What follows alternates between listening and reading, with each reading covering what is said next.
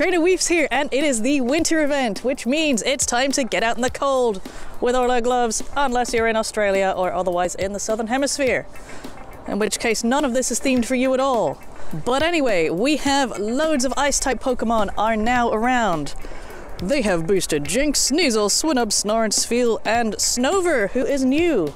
But Snover is not the only new one we have. We also have, in the wild, yes, I'm squinting at very small text here, Skorupi, which is some kind of scorpion thing, Krogunk, Finneon, and Bronzor and their evolutions. But on top of that, we have Shiny Delibird, who is super cute. You can now get Shiny Santa Hat Pikachu, and Shiny Azurill is available in, presumably still in 7k eggs, and whatever other eggs babies are in. And also maybe in the wild?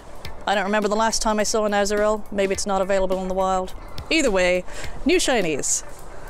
And finally, for the new things, we have Chingling, who is a small form of Chimecho.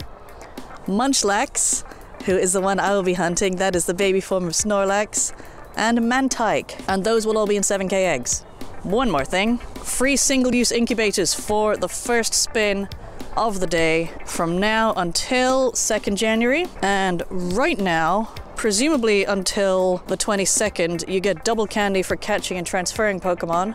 You don't get double candy for trades, but you do get double candy if you transfer stuff into Pokemon Let's Go Pikachu or Eevee. So if you have loads of Meltan kicking about, now is a good time to push them into that game. Because double candy, yay! From the 22nd until the 26th, we get double catch Stardust. And from the 30th until presumably the 2nd, incubators are doubly effective. So there's lots to do. Let's go walking around in our many, many, many winter clothes and see where. That is Snover. And none of those are in this park. So I gotta go wander around town.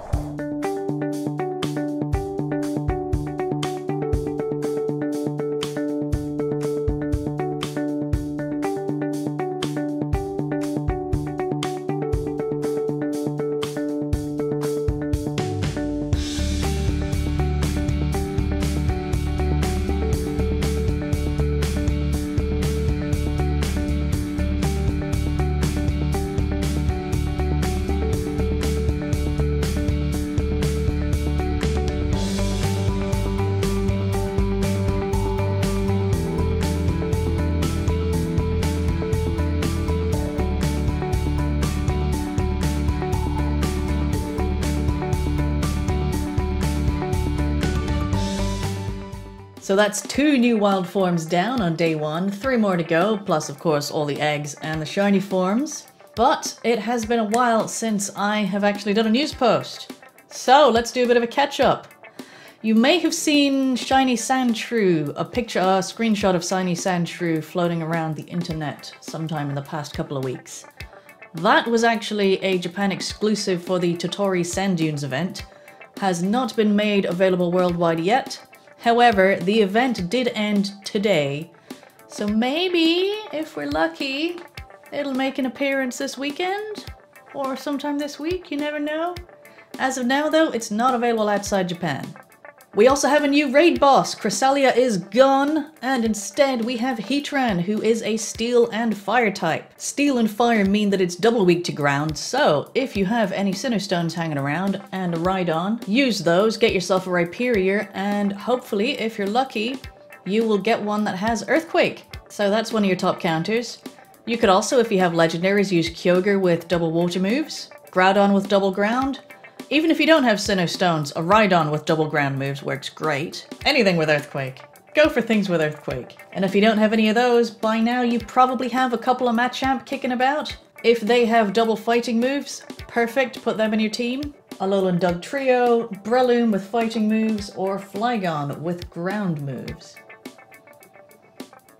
I managed to do a couple of Heatran today, and completely failed.